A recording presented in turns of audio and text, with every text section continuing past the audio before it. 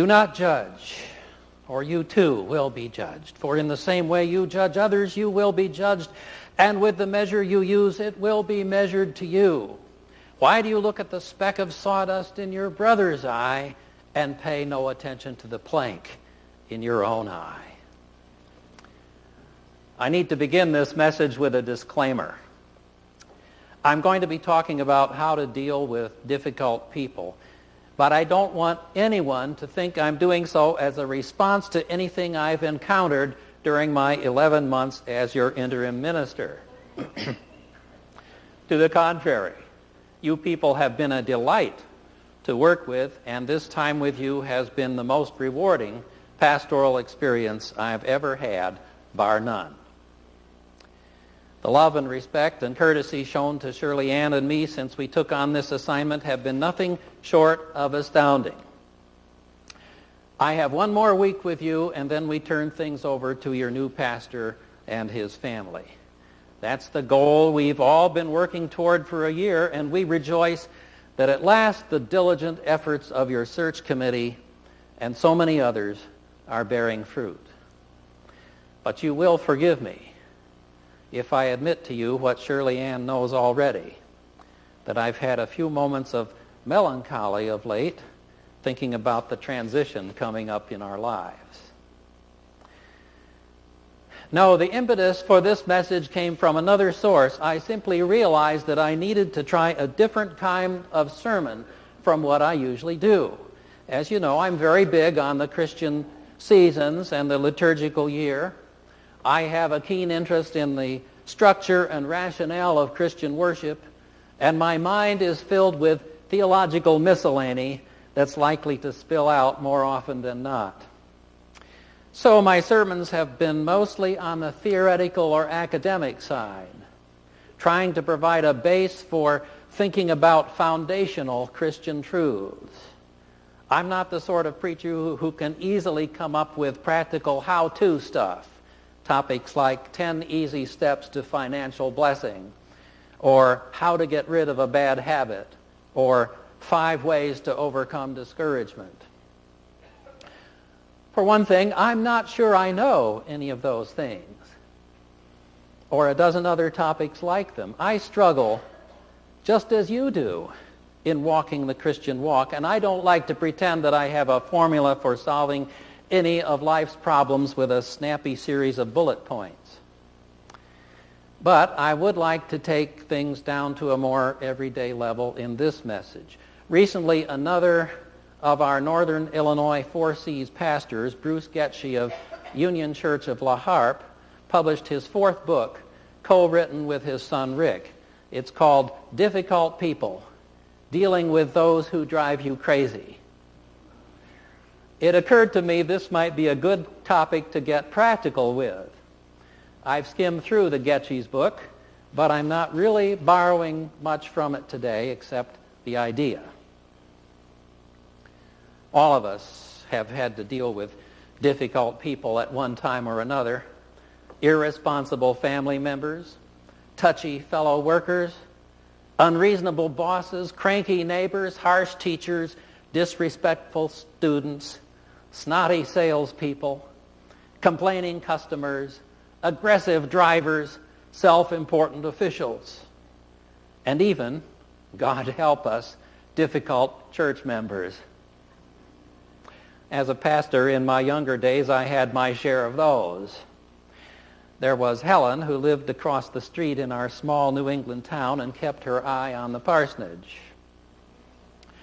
When the furnace acted up in the dead of winter, I had to monkey with it to keep it going, and she complained to the church board about Mr. Leonard playing with his tinker toys. I guess we were supposed to freeze to death instead. Then there was Marion, the treasurer in another church, who became so hostile to me that she tried to withhold my salary, or the nominal stipend that was euphemistically referred to as my salary, until the bishop intervened. Then there was Joe in my Western Illinois parish. I tried to make a few changes when I came to that church, such as asking the board to meet in the well-lighted basement instead of the dim, dingy parlor in the back of the church. For this and other things, Joe became so angry at me that after church services he would leave by the side door rather than shake my hand at the main entrance. It really galled him when I beat him to the door and made him shake my hand anyway. The list could go on and on. In fact, difficult people were part of the reason I had to leave the active ministry and go into other work. Because one of those difficult people was my senior pastor in a large church. He took it into his head that I was trying to steal his congregation away from him, as if I were capable of that, and had his rubber-stamped church council boot me out. I had been a Christian then for about 5 years, and you would think that by that time I would have begun to develop the ability to cope with difficult people. And perhaps I had, to a degree. I went to work for Rand McNally. And after only a few months there, Kathy, another employee, developed an intense dislike for me, so much so that the boss called our work group into a meeting where Kathy could air her complaints, which, by the way, I don't remember. At the same time, I was dealing with 2 teenage stepdaughters at home for whom it seemed Dad could do nothing right. Talk about difficult people. On top of that, we were in debt for medical expenses, having credit cards canceled and getting calls from collection agencies. It was the kind of situation that makes you want to crawl into a hole and rake the dirt in over you.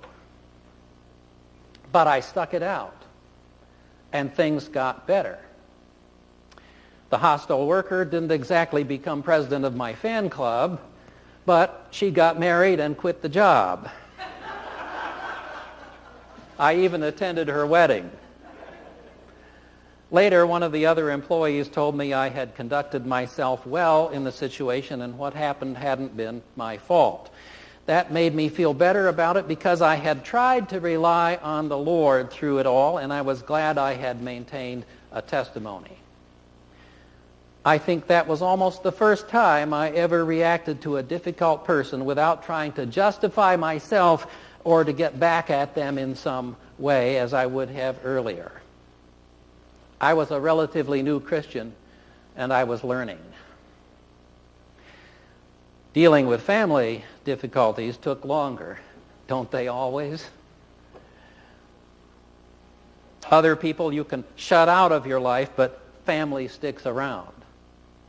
There were more bumps along the road, but the day came when I stood in a courtroom in Chicago and adopted the stepdaughters and their brothers and made them my own. And today we're a pretty close family.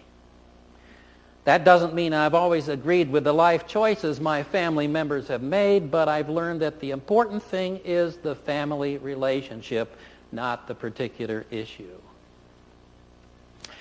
I'm telling you all of this only for one reason: to establish the fact that in suggesting some ways to deal with difficult people, I'm not pontificating from some theoretical ivory tower.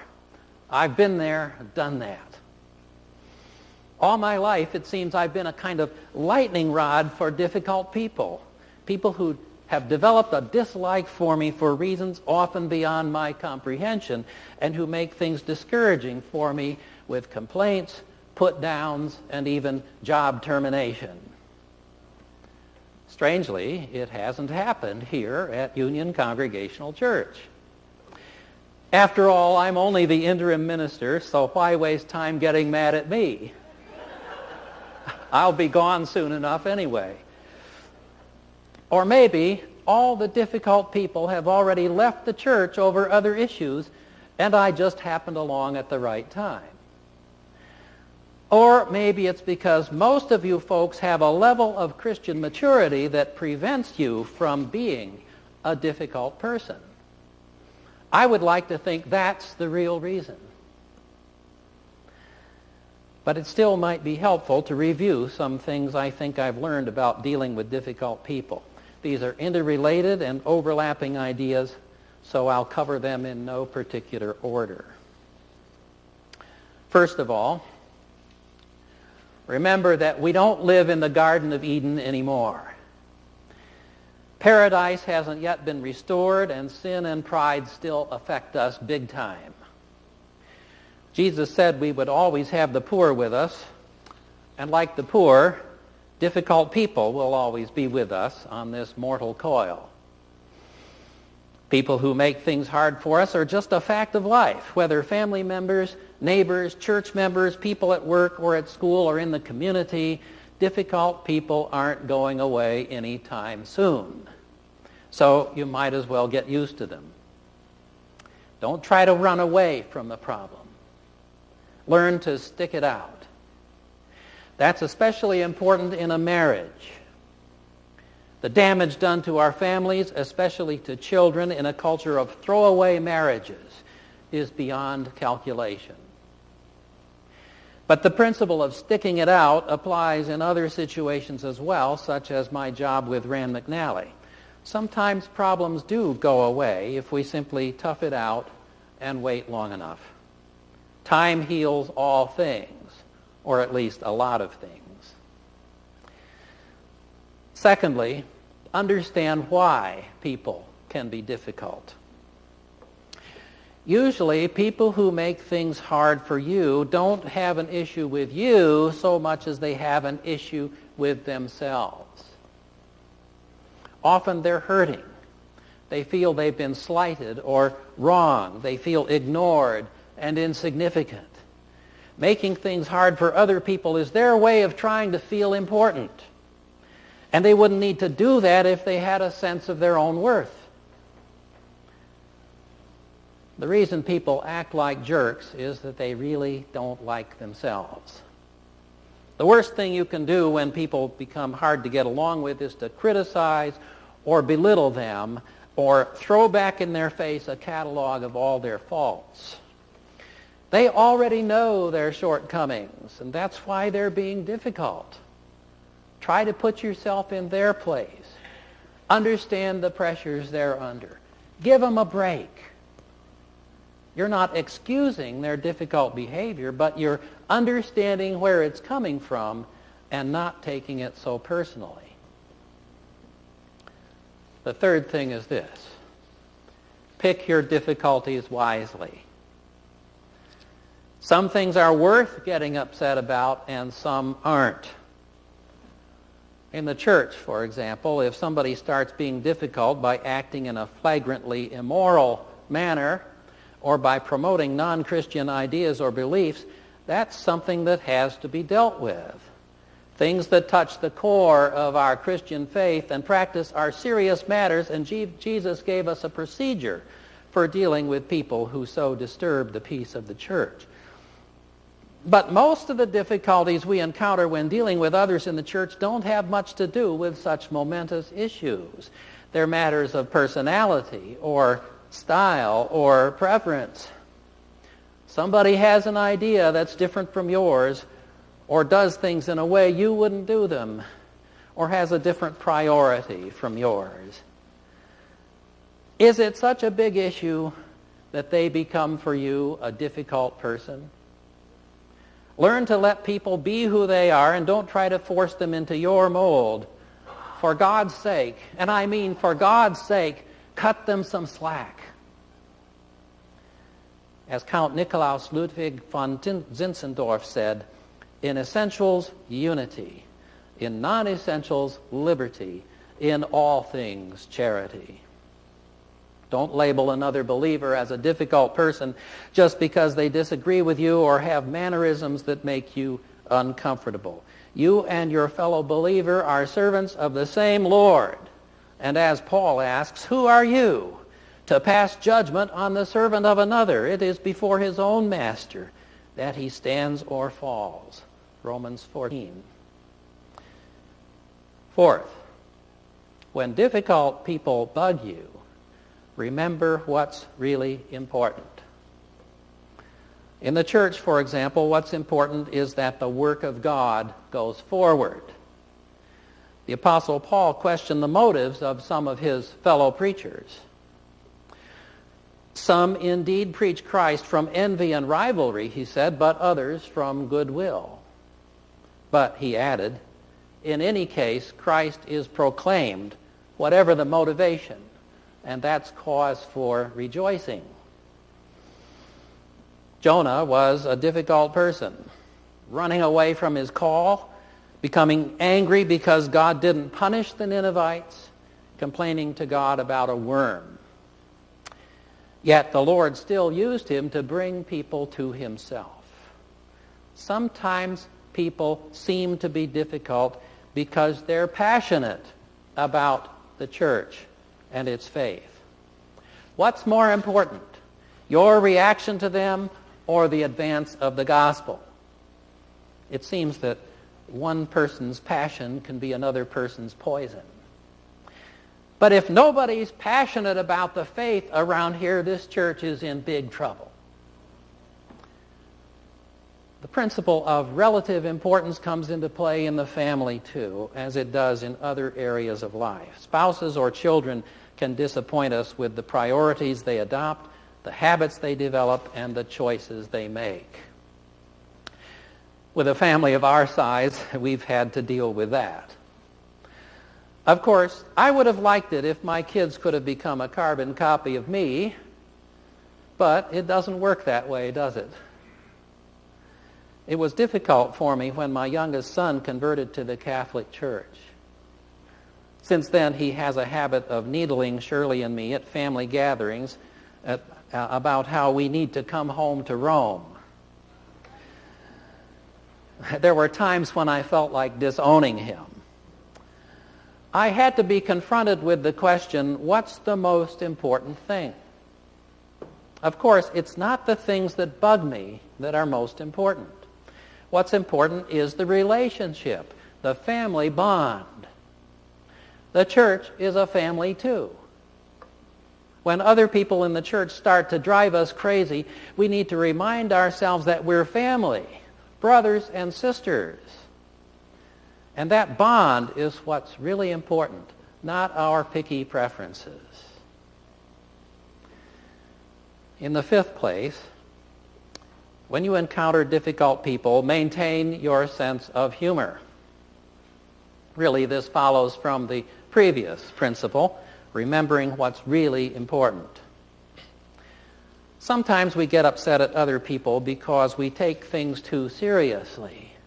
Or worse, we take ourselves too seriously. So when somebody steps on our toes, it's like the end of the world. But is the matter really as important as all that? Can't we just laugh it off and go on? And it is laughable, the things people do and the things they take offense at.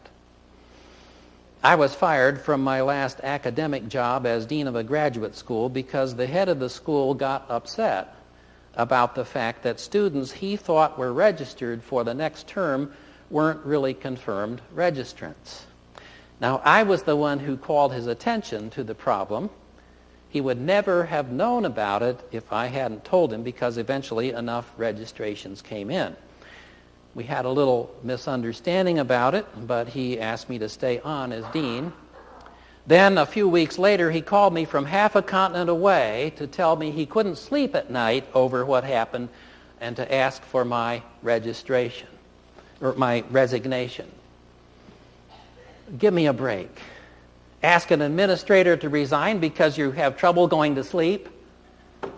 This man is known to frequently change his mind. Another friend who has also worked with him told me he'd fired him 5 times and then hired him back. At the time I lost my job, of course, I didn't see the humor in the situation.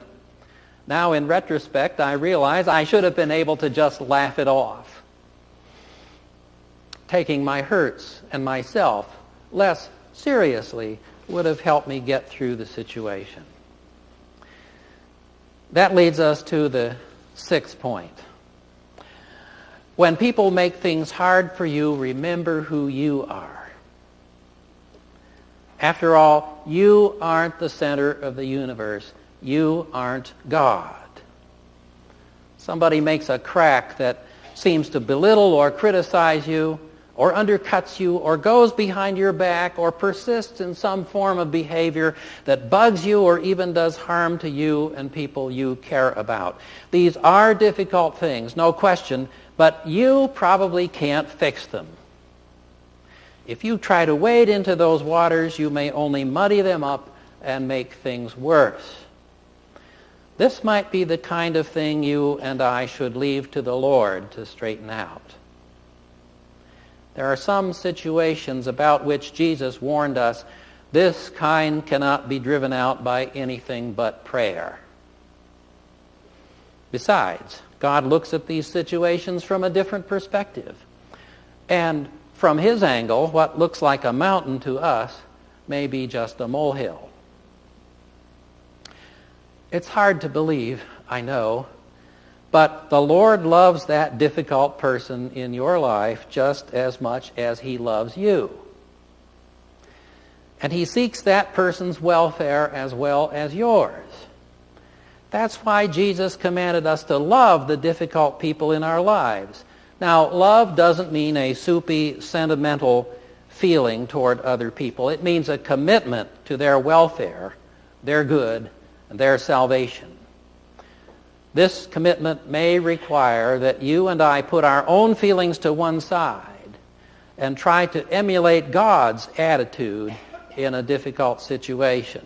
Jesus told us we're to strive for God's perfection. That sounds presumptuous, but listen to how he explains it in the Sermon on the Mount. I tell you, love your enemies and pray for those who persecute you, that you may be sons of your Father in heaven. He causes his sun to rise on the evil and the good and sends rain on the righteous and the unrighteous. If you love those who love you, what reward will you get? Are not even the tax collectors doing that? And if you greet only your brothers, what are you doing more than others? Do not even pagans do that? Be perfect, therefore, as your heavenly Father is perfect. What's God's perfection in this situation? It's a posture of impartiality, an attitude of fairness. It's having the mind of Christ, who did not count equality with God a thing to be grasped, but emptied himself, taking the form of a servant. It's remembering who I am when people make things hard for me. They may be sinners, but so am I. And the Apostle Paul's words come ringing across the ages, as the Lord has forgiven you, so you also must forgive. Yes, that's the astounding revelation that comes to me when I remember all those difficult people in my life. Looking back at those hard situations, I realize that in many cases, I was the difficult person. I made it hard for other people. I created a problem for them. As Jesus asked, why do you look at the speck of sawdust in your brother's eye and pay no attention to the plank in your own eye? When God gives us this kind of insight into ourselves, it becomes a lot easier to deal with difficult people, people who drive us crazy. Scripture has more to say on this topic, but our time is gone. I'll finish by reviewing our handy bullet points about dealing with difficult people. 1, difficult people will always be with us, so don't try to run away from hard situations. Stick it out. 2, understand that the difficult person is probably hurting too. 3, pick your difficulties wisely. Where people differ from you in non-essentials, cut them some slack. 4, when people make things hard for you, remember that the important thing is the relationship, not the issue.